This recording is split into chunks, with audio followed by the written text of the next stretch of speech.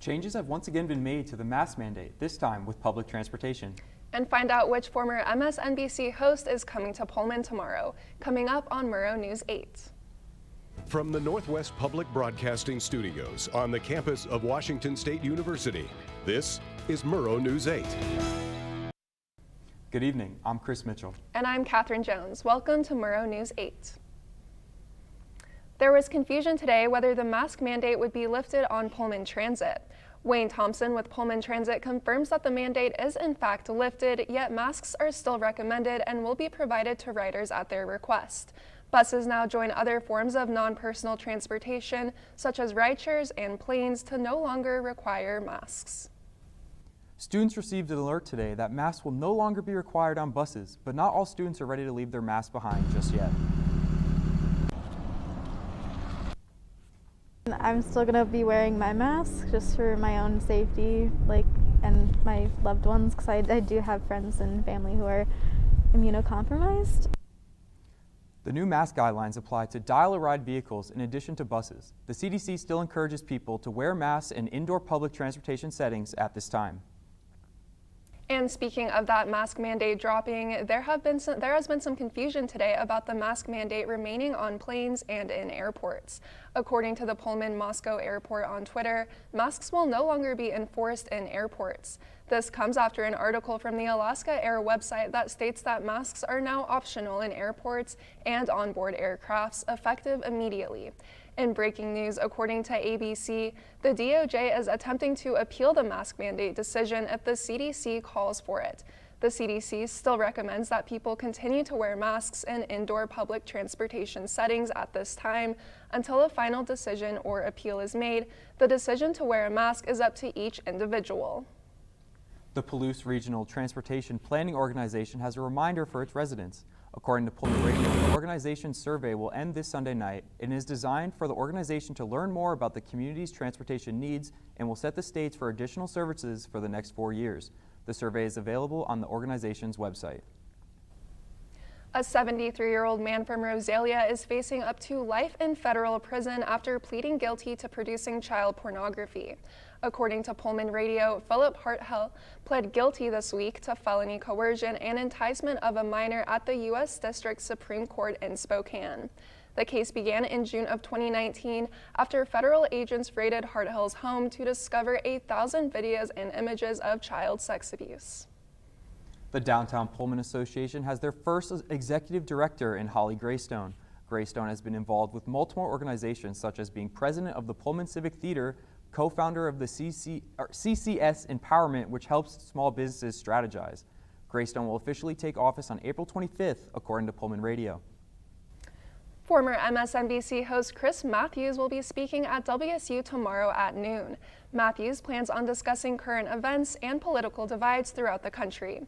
The event is hosted by the Foley Institute and will take place in the Foley Speakers Room in Bryan Hall. The Student Entertainment Board has announced a new venue for the upcoming Springfest concert. And a new expo is crawling its way to the WSU campus. Find out more coming up on Murrow News 8.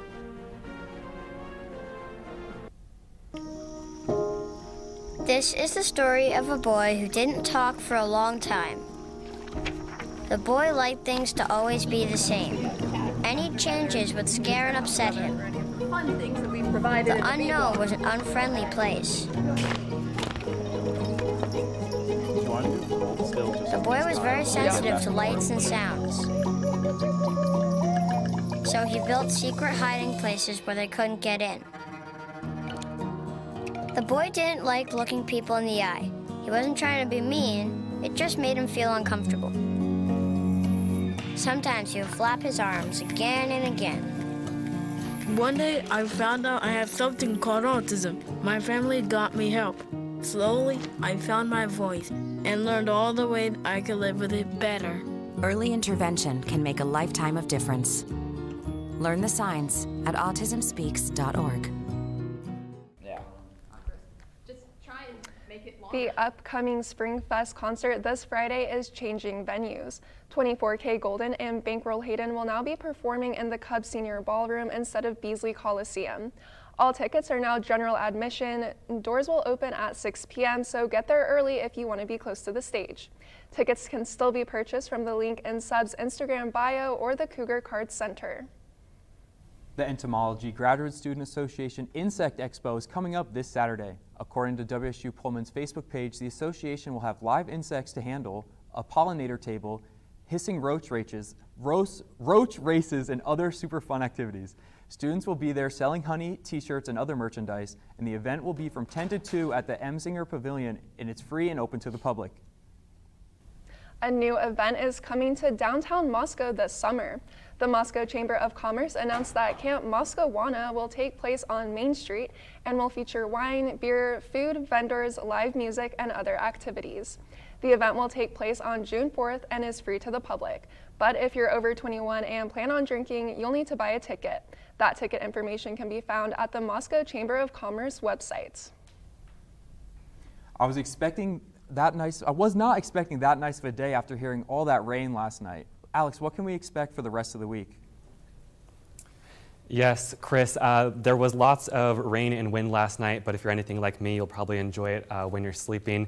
What's a little less relaxing is the hazardous weather conditions warning that we have, which basically means some wind and rain and thunderstorms for most of eastern Washington. So let's take a look at the forecast. We have a high of 49 today and a low of 31.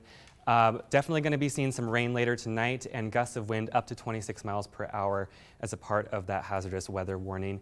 And looking ahead at tomorrow's forecast, we're going to be seeing some sunshine and some clouds as well throughout the day, and that rain is going to come back again later in the evening. We have about a 90% chance of that rain, but we will have a high of 55, so that'll be a little bit nicer than today. Let's take a look at the state map. Starting over on the west side, we have thunder in Seattle. That's a little bit different than what we've had lately. We have about a 50% chance of thunderstorms there, high of 49 and a low of 38. And then we have some showers in Olympia as well. And then looking over here at the east side in Yakima, we have some scattered showers as well. And then about a 20% chance of thunderstorms in the Tri-Cities. And then our neighbors up in Spokane are seeing some of that rain a little bit earlier than we are. They have a high of 50 and a low of 32. And then looking ahead at the forecast for the rest of the week, we have some partly clouds tomorrow. We're definitely going to be seeing some more rain on Thursday and Friday, but the sun will come out. This weekend, we have some higher temperatures this weekend. We have a high of 56 on Saturday, high of 59, and some sunshine. So I'm definitely looking forward to that. It looks like spring is finally around the corner after all these April showers. That's all I have. Back to you guys at the desk. Thanks, Alex. Yeah, that weekend definitely looks really good, especially for the spring game this weekend. Should be fun. Yeah, I'm very excited for that spring weather. I've had to reschedule grad pictures the last 2 weekends because of the snow, so definitely looking forward to the warmer weather and the sun. The Pac-12 play-in tournament. The Pac-12 tournament play is beginning for one of WSU's women's sports teams. And if you're a student, find out how you can get into the Crimson and Gray game this Saturday. Sorry, trying to get us on the right spot. we can see. Let me tell you about the toughest guy on earth. He does the work of 2 jobs, but only gets paid for one. He's tough enough to feed the man that gave him a lifetime of nourishment. He has the crazy strength to lift the man that raised him up without even flinching. That's right. No employee of the month bonus check here. This guy, no, this warrior, will always be by his father's side, even if his dad will hardly remember. Good luck finding a gym to train for that. If this guy isn't the toughest guy on the planet, then I don't know who is. Caregiving is tougher than tough. Find the care guides you need at aarp.org/caregiving. I'm Gillis Williams with your sports update. The WSU baseball team is on a 4-game road trip. They'll start this 4-game stint with an afternoon game tomorrow against Seattle U at Bannerwood Park in Bellevue. They will then travel to Eugene to face the Oregon Ducks in a 3-game series. The team record currently stands at 13-21, with them coming off their last 3-game series against California at home, in which they went 1 and 2. In other Cougar sports news, the WSU women's tennis team begins play at the 2022 Pac-12 Championship tomorrow. They'll kick off the event facing Washington at noon at the OJ Valley Tennis Club. WSU enters the championship as the number 10 seed, while Washington number 7 seed. The event will be held April 20th to the 23rd, with Saturday's final game being held at Libby Park in OJ, California. And some good news for students who are Cougar football fans. If you are a student at WSU, you can get into this Saturday's Crimson and Gray game for free with your student ID. And no sports pass is required. The football game kicks off this Saturday at 3 p.m. at Gisa Field. It will also be broadcast on the Pac-12 network. According to a report from The Athletic, WSU President Kirk Schultz has emerged as a potential frontrunner for the opening for Big 12 commissioner. Schultz is the Pac-12's representative on the College Football Playoff Board of Managers. He also has past connection in the Big 12, serving as the president of Kansas State University from 2009 to 2016. And finally, Washington State women's golf redshirt freshman Jinyu Wu finished her first round at the 2022 championships. She placed inside the top 10 on the player leader, carding 1 over to end the day tied for 9th. The Cougars are currently playing in the second round of the tournament at the Eugene Country Club in Oregon. That's it with sports. Catherine, Chris, back to you guys. Well, I'm definitely looking forward to that football game this weekend. I've been missing my Cougar football Saturdays. I don't know, especially with all the weather we've had. In a baseball game got snowed out last week. I wasn't sure if it was going to happen. Have you seen some Easter eggs around campus this week? Find out what WSU cat has been laying eggs around campus and what prizes these can hold.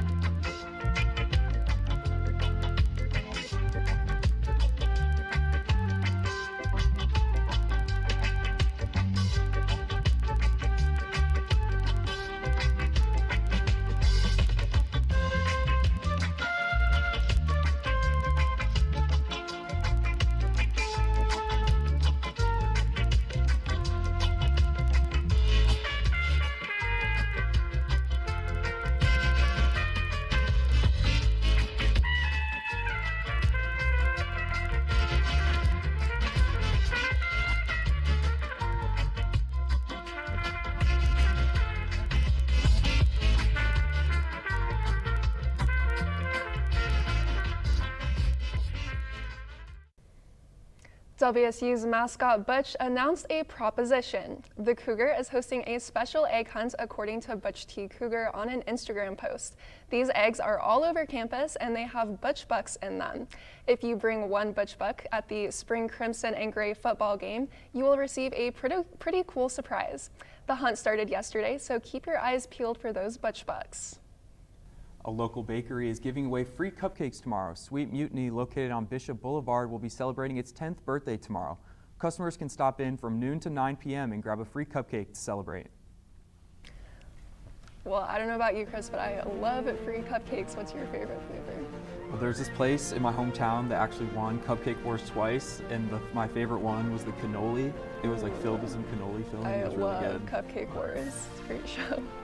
While we're down there, might have to go get some tans. That's some of the best Asian food around on campus. For sure, agreed. Thanks for watching. If you've missed this, or if you've missed us or any of our other previous newscasts, you can always watch us on our YouTube channel. More news can be found at nwpb.org/mn8, and you can follow us on Facebook and Twitter. Have a good night.